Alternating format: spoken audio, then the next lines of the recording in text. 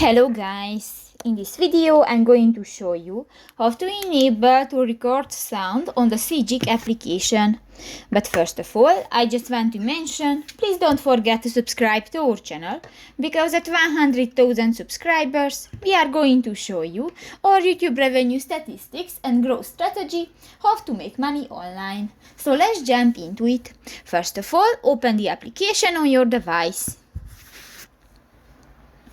Click to the three lines at the upper right corner of the screen, and here click to the second button, the settings. New, go to the features section and click to the smart cam button and go to the last option, the record sound. And if you want to record the sound, just click to the next white circle and done. So that's pretty much it for this video guys. See you in the next one. Bye bye.